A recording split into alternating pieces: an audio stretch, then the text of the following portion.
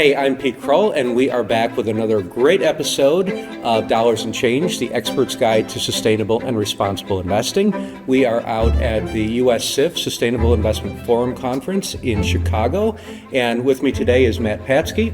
He is the CEO of Trillium Asset Management. That correct? That is correct. All right. Yeah. And Matt has been in this business for a long time. So we're gonna talk a little bit about the evolution of sustainable investing, of ESG, where we are, and I'm excited to get started. How about you? Great. No, looking forward to it. All great. So let's talk a little bit about how you got into this business. Because I read a little bit earlier, and going back to the early '90s, correct? And into the '80s. Wow. But yeah, and then and there's a little part of my history that doesn't get repeated very often. But my first investment when I was 11 was the Dreyfus Third Century Fund. Okay. And I picked it because the prospectus talked about investing in the future we want. Well, isn't that what we do now? And that's what we're doing now. We're investing in the future we want. Absolutely. Right? I love that. It's kind of it's kind of crazy to look at it and say, well, here we are. It's like, for me, it's like 49 years later and 40 years in finance. And Dreyfus isn't around anymore. And we're coming back to focus on investing in the future you want. That's excellent. So, how did your investment journey start? So I was, I'll just say in the beginning, I was intending to go into economic development. Okay. And I didn't find any opportunities. It's the early '80s. Ronald Reagan had been elected president. There was a lot of change going on in the field of economic development. And I then decided that maybe there was an opportunity to use what skills I had in traditional finance. Okay. And so I applied at all of the investment banks, actually in New York particularly, but also in Boston. Mm-hmm. And I ended up at Lehman Brothers. Okay. In early 1984, as I tell people a technology analyst, but the truth is I was hired as an administrative assistant to the technology team. Gotcha. But I was within 3 months doing all their spreadsheets. And by the time I was 3 years in, I was a vice president in equity research. Wow. With my own universe. What did you do different that gave you that, that quick advancement? The Lehman Brothers was surprisingly an incredible meritocracy. Okay. And if you were working hard, you could accelerate incredibly quickly. One of the things that I observed when I got there was that there were absolutely no limits to what they would let me do. Like, I went into my boss and said, well, could I do that for you? And he's like, sure, and handing me stuff, right? And I also found Lehman had a policy that actually carried over from Sandy Wangel when he was running the Shearson days before acquiring Lehman, which was every person in the firm was encouraged to become a salesperson.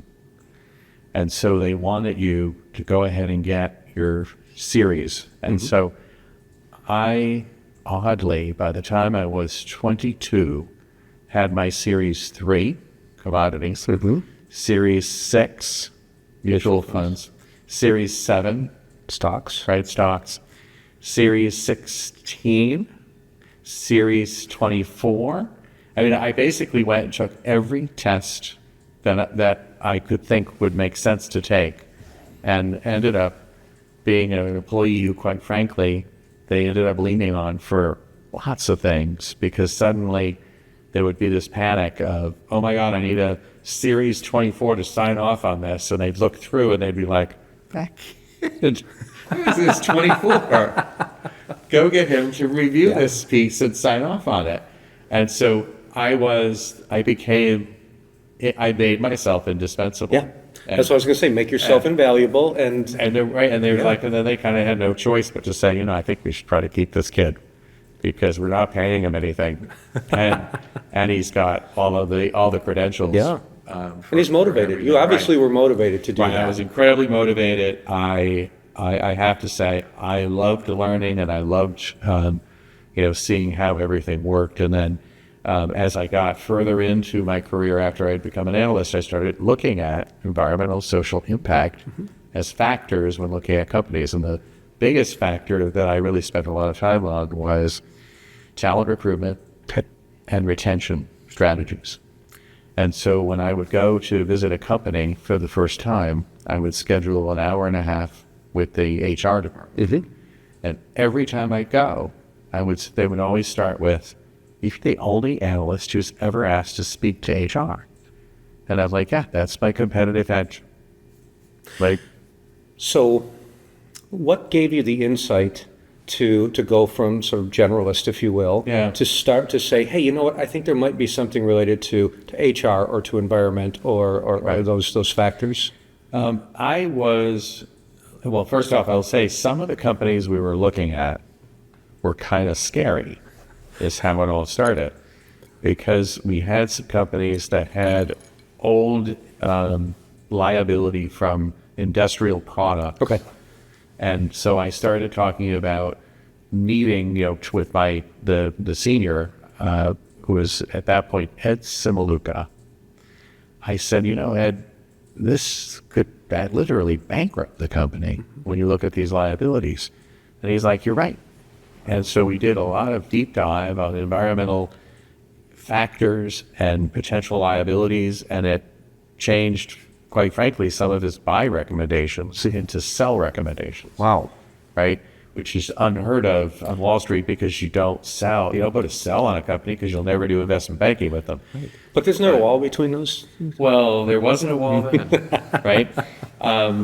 Back then, I will say, the Chinese wall, as you're referring to, back then, when we did talk about it, we used to refer to it as the Chinese screen door.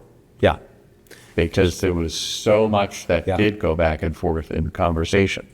And it was not only, and that was the other, I would say, really healthy thing about Lehman that was differentiated from some of the other investment banks, is while there's dialogue, you could be independent and respond accordingly. So you get the banker. I remember, this is like, hopefully he's not in the business anymore, but Harvey Kruger, Harvey? Am I thinking?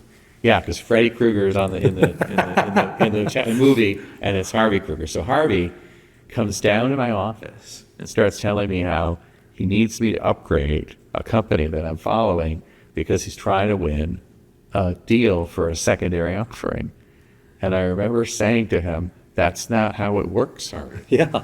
I'm not upgrading this stock because you're doing a secondary. You announced the secondary, the stock's going down. I'm like, I'm not doing anything. I'm not doing any such thing. And I look back on that, I was probably 25 years old. And so he's, shouting at me, you need to do this for me. I need your help on this. And I just like shouting back at him, my role is to protect investors from you. And so that's my role. My role is to protect our investors. Wow. And, back and forth. So I will say what it made me was the favorite of the legal department anytime we got sued. Yeah, they knew you had your ducks in a row. Call me in and say, we'd like you to explain the process and why you recommend things and how it goes. And, because so-and-so recommended this stock and it didn't do well. And now this retail investor is suing us. And so, so we had a lot of that. But in the end, I think fundamentally, I believed that the environmental profile of a company and its social impacts mattered to whether or not this was going to be a good long-term investment. Right. So it was easy for me to get behind that and start writing about it. And that led to this 1989 meeting with then the Associate Director of Research, Fred Frankel, who said, Matt, it's really nice you care about these issues. He had called me into his office because he was reading my reports. It's really nice you care about these issues. If you don't stop, it'll destroy your career. And I remember sitting back and thinking, can they get out of here? Like, I have to find a new home. Right. And that led to, which I still, I think, God, like, I had such, I don't know, it's like, mostly naive, I guess, because I wrote a business plan. I wrote a business plan that was about incorporating environmental, social, and governance factors in the investment process to be able to build a differentiated investment bank that would be only supporting, basically the best companies that had dual missions of positive social and environmental impact and financial return. And I went and presented that to everyone. I actually got into Goldman Sachs and presented it to the director of research. I got to Morgan Stanley. I got to Merrill. I made my way into the director of research office of every major investment bank and got turned down by every one of them. And then I got a call at one point from Robertson Stevens in San Francisco, and they said, "We love that idea. We want you to come here and do that." Wow. And so I ended up relocating to the West Coast, and it was 3 months in, they put a guy next to me who's doing strip mining operations in Vietnam. And I'm like, I don't, because Vietnam was opening, and I said, I don't, we can't coexist. Doesn't jive. Right, we can't coexist. And they're like, "Oh, we just thought your idea would make money. We don't have any, anyway." And then I was probably, So how long were you in San Francisco then? it was 2 years. I was probably 12 months in when I published a tome that was titled Beyond the Bottom Line. Joel would go on to film, I pronounce his last name, McCower.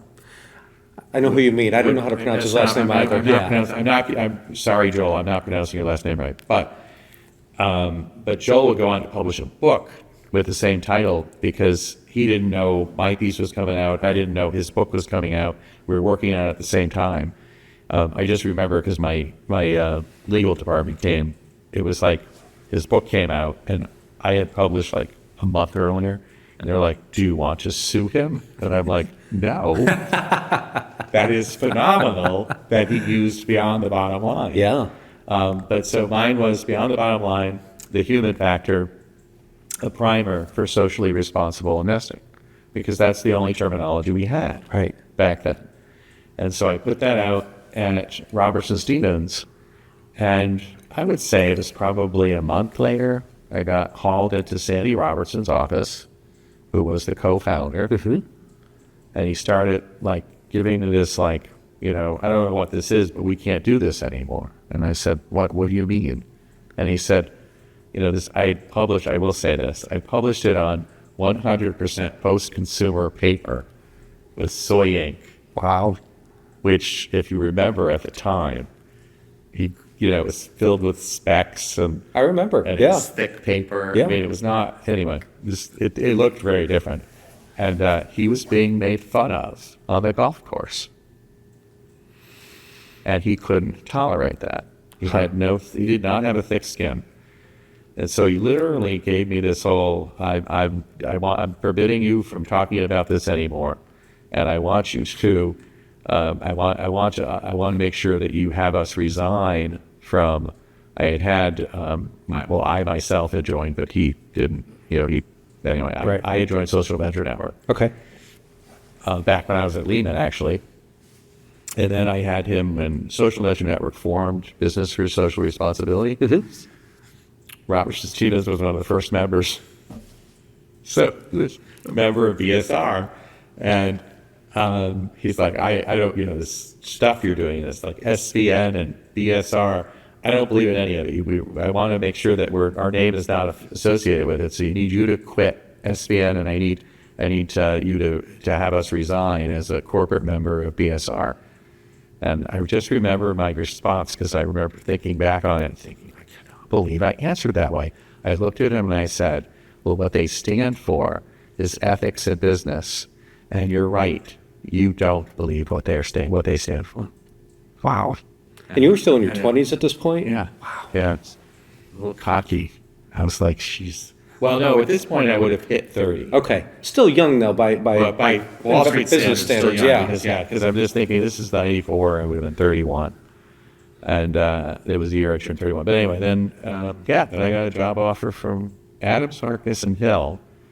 The son of the founder of Adams, Harkness, and Hill was John Adams, and he was a Republican conservationist. Okay. Who followed renewable energy in addition to being chair of the board and CEO. That's an interesting mix. Yeah. And he, along with Skip Wells, who had moved from being a sell-side analyst to being a buy-side portfolio manager, basically said, what you're doing fits so perfectly with what John has done in the renewable energy space for the last 20 years. And we'd like to have you come and join us and have you basically develop this.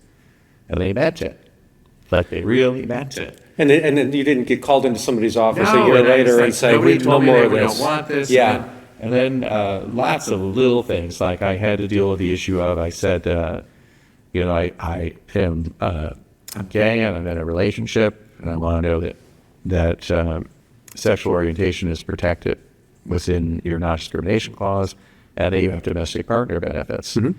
And I'll never forget the answer I got from that, because it was Steve Frankel. Now, think about the career history. Now I'm talking to Steve Frankel, and Steve is like, if we don't have it, we'll just put it in. No worries. That's not a problem, right? So I love that. And it really was. Yeah. So I know we were fast forward. This is 1995. Fast forward, it's like 3 years later or 2 years later, J.P. Morgan adds a non-discrimination, adds sexual orientation to its non-discrimination clause, and the Wall Street Journal publishes a story saying J.P. Morgan is the first financial services firm to do this. And I'm like, hell no. Yeah.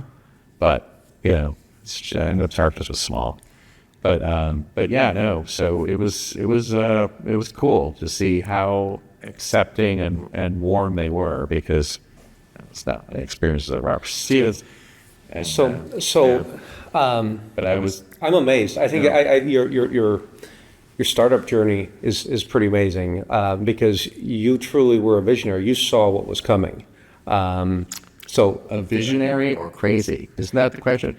So, there's a really fine line, I think, between visionary and crazy. Yeah. So Peter Kinder, I don't know if you remember Peter, if you know Peter well. It was a KLD. Peter's KLD, yeah. Right? So Peter, along with Amy Dominique, who was his wife at the time, right, and Stephen Leinberg, who's here at this conference. I remember when.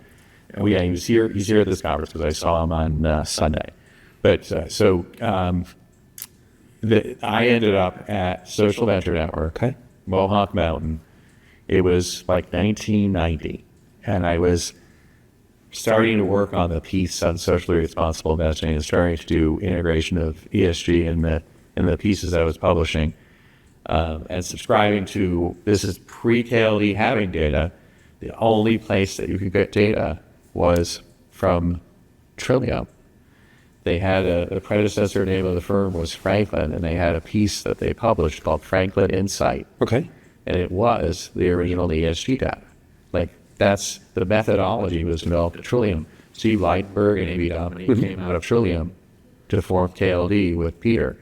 And so I was a subscriber as long ago as Lehman Brothers. Wow. And so I was getting this data.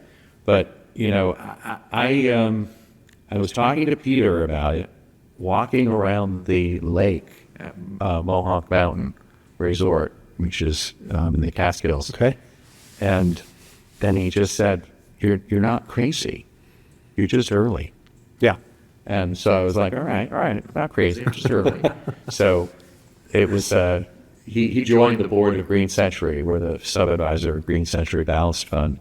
And I did say to him at a board meeting, it was 30 years later, and I said, Peter, when you told me I was early, I think it would have been helpful if you told me that I was 30 years early. Because there was some time there where it looked like it wasn't going to quite pan out the way I hoped. There's a lot of sideways motion, I'm sure. So I was, I told you early never best yet. So when we spun, created Investor Circle, I was going to some of the early meetings of Investor Circle, which back then it was first Susan Davis, then Woody Dash took over. And so it was probably 4 or 5 years in. And I remember going and holding up, this is probably 95 and 96, holding up the standards of practice for the chartered financial analysts and saying, mark my words, in 10 years, CFA is going to require that people integrate environmental, social, and governance into the investment process. And so, because I was that confident that, of course, this is going to happen. And I remember Joan saying this to me at one of the conferences. She said, and Joan, I think Joan Bavarian, founder, right? And so Joan said, oh, we're going to end up out of business because everyone's going to recognize its material. Right. And then they're all going to be doing it. We're not even going to talk about ESG anymore. We're not going to talk about data. We're not even going to talk about sustainable. It's going to be incorporated into mainstream. And all of our It's just going to be called investing. we're going to call it investing. Yeah. And all of our key employees are going to get hired away because, of course, everyone will be doing it. And I'm like, now she would be surprised how it morphed. Right. Because it didn't quite get to where we had hoped. So let's talk a little bit about the evolution, because you really have seen it from the start to where we are now. Do you like the direction that we're going? Are you happy with it? Are you comfortable with that? So I happen to be very pragmatic. Okay. And so I say that because I'm always trying to look at it as if we're making steps in the right direction, we should celebrate it. And if somebody takes their money out of a traditional broad market index fund and puts it into an ESG screened passive index product by BlackRock, which has massive credibility because of its scale. Right. I'm like, that's a step in the right direction. You're like, it's not where I want to have them end up. But, I look at it and say, well, maybe they'll learn more about it and then they'll be more engaged and then they'll move their money another step closer to where it should be. And that we shouldn't, it's like what we probably need to do a better job is making sure that we're retaking the narrative and not allowing them to define what it is. Yes. I would wholeheartedly agree with that. Because that, I think, is part of where we went wrong is, it's like we initially were embracing them. We were inviting them in to join, US SIF. We were trying to get everybody under one tent. Right. And while we did that, we were kind of losing our way a bit because we were letting them define what it was. When I spoke about that a little bit out at ESG for Impact last November, not necessarily about the BlackRocks, but again about the people who are anti-ESG. Right. We need to be just as forceful pro-ESG or pro-sustainable, pro-sustainable than they are. That's the other irony of the language of ESG. But we go into that and go down that rabbit hole. But it's like we sat in a room, the CEOs of the major firms. I was at that point at Winslow, so I wasn't really a CEO, but I was like, and we discussed how do we move with what people are using for language to make sure that we're broadening the tent and bringing more people in. Right. And so we went from social investing, right? Socially responsible investing and the social investment forum. And we sat around and talked about how we had to take social out of the name because the mainstream wouldn't endorse this or wouldn't join. And so then we took it out, called USIF, they join, and then they leave. And we're left with the same people, right? All here. Yeah. And we're all like, what the hell happened? Like, how did that happen? And the ESG was interesting because it was really led by what was going on in Europe. Right, yeah, because they're what's going on in Europe, and they're like, oh, they focus really hard on materiality, and therefore it must be, it's fiduciary duty. You must use this as part of your investment process, and maybe that's what we should do is talk about ESG. So we did in Trillium just simply do a lot more talking about how we integrated ESG, but what we never did was use ESG in a product label or in, Right. and you would not have seen it in the description of the top end, the top of the description of the product would never mention ESG. It would be in the process. Well, because that's what it's, that's That's what exactly. it is. It's data, right? So what happened is we were acquired by an Australian firm, and they had marketing people. And the marketing people came and said, well, everybody's looking at ESG. You should put ESG in the label of every strategy.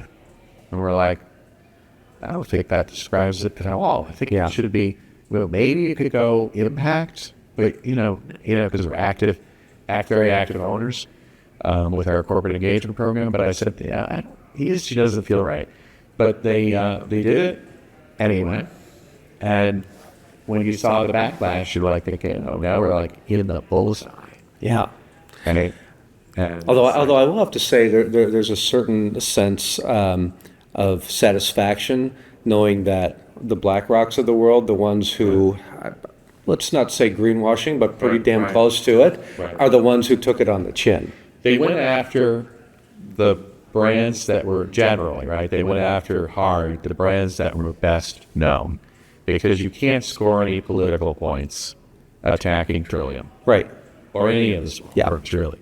The only thing that got, because there's obviously a smaller player in our space who got themselves in their crosshairs. And I'm like, well, you got in their crosshairs because she basically responded, F you, to the, Jim Jordan. We made a decision to respond with a love letter back. You wrote me a love letter. I'm ready to give a love letter back.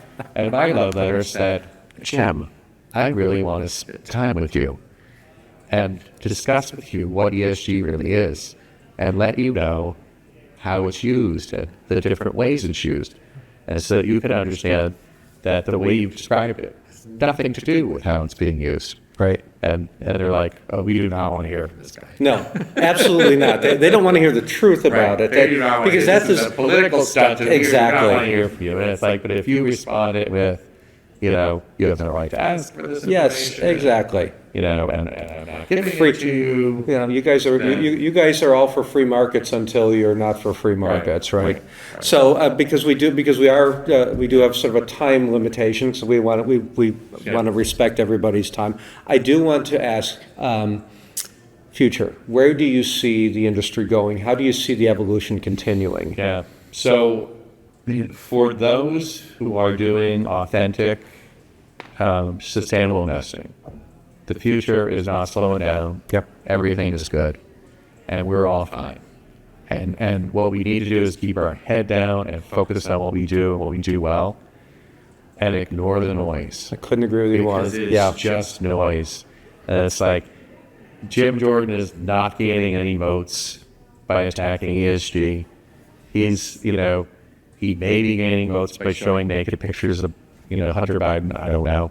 But you know what I mean? Like they seem to be just reaching for whatever they can to try to appeal to the base and find ways to divide us. Right, and ways to divide us. Yeah, and we should just ignore them, And it's like, and I think that's the right response is, and I don't mean ignore him if he serves you a subpoena. I'm like, if he serves you a subpoena, give him what he asked for. It's like he asked for documents, give him documents. Yeah. It's like, well, I understand, I know Andy Behar really well, and I'm like, Andy was like very belligerent back, and I get it. You took that tact, and I understand why, but at the end of the day, and like, it's like, I don't know whether that was necessarily constructive. Because aren't you really like playing into his hand or making it an issue? Yeah, that's what they want. They want to fight because a fight is what gets them their headlines. Right, and it gets you the arguments that they can record and use clips of. Yeah, because they're not going to watch. They're not going to share the whole. Sitting there talking about what ESG really is. Like, what are you going to take clips from? It's data, and it's material, and it's talking about the environmental and social impact and the governance profile of the company. And I'm going to give you real life impacts or real life stories about here's why this is material, here's why this is material. And as fiduciaries, which we are, Right. Here's why we have a responsibility to integrate this, this, and this. And let me take you through a couple of bankruptcies Exactly. that were triggered by, right, ignoring these factors. Enron. Well, Enron's the big one. Right? Yeah, exactly. WorldCom, right? On Right. But, I mentioned, I had Bearco and Eagle Pitcher, which were asbestos, legacy asbestos products. And I kept saying to my boss, these things can't make it. Like, they're going to end up with the liabilities literally causing them to go bankrupt. There's no way they're going to make it. So I also had one of my earliest calls was just a financial one. It was like, I discovered Western Union had bought GE, the airplane phones, the airphone. Right. They bought it from GE, and Western Union, and I was like, and they were capitalizing all of the expenses. And I kept saying, this doesn't work. Like, you can go through and you can look at the cash flows, and it's like they've got massively deteriorating cash flow, and yet their P&L looks great. Because they were capitalizing everything. Yeah. And I'm like, this is going to blow up. And it did. And it did. So I ask everybody the same last question. Yep. So I'll preface it by saying, I was in New York last week and it was 90-some degrees, crazy heat. We're seeing more intense storms. We're seeing fires. We're seeing drought, everything. In light of all the evidence that climate change really is doing what we told them it would do, how do you maintain hope? I do think that the economic argument ends up winning for providing ultimately, some rational decision out of Washington. And we do, of course, have to remember Winston Churchill's final, comment, right? The Americans will always do the right thing after trying everything else. Absolutely. And so I do think we'll get there. The congressman who spoke at lunch today was around that topic of there are plenty of congressional leaders on the Republican side and Senate leaders on the Republican side who understand that climate change is real and that it's caused by man. What they need is a pathway to be able to support it without feeling that they're putting their own careers on the line. Right. And so they need there to be, he threw this out there, which did not occur to me, and I'm sitting back and thinking, yeah, that was a big mistake. He said, we have to remember that Al Gore, after the 2000 election, became the spokesperson for addressing climate change. And he was obviously the Democratic candidate for president, and therefore the Republican Party responded with, okay, we're against that. Right. And had he taken the time, and I actually know there's economic reasons why he didn't do this, but he had taken the time to say, no, I'm going to actually do this in a bipartisan way, and I'm going to find support on the other side of the aisle, it might have been a different outcome, right? Because he did use it as a political issue, on the other side, right? It's like I'm not blaming him, because I'm like, it was like he was trying to bring awareness, but you look at it and think, what if it had played differently? What if instead of putting out the documentary about how bad it was going to be, he had tried to form a group with bipartisan support to address it first? What would have been different? Maybe, right? And that was his argument, because he said, I know plenty of Republicans who know this is a serious issue, and he said, but they feel now they've been backed into a corner against, and now it's the right versus left political issue. And we're all going to pay for it. And we're all going to pay for it. Yeah. Right? And it's like, unfortunately. Matt, thank you so much for joining me. Well, thank you. Thank you. This has been fun. I really loved hearing your story. I've been in this business for 20 years now, but you were laying the groundwork for me to start doing what I was doing in 2004. I'm grateful for that. Well, I appreciate that. I obviously was also standing on the shoulders of other people who were there before me, and It was a comment I heard once from a 25-year-old who had invented impact investing.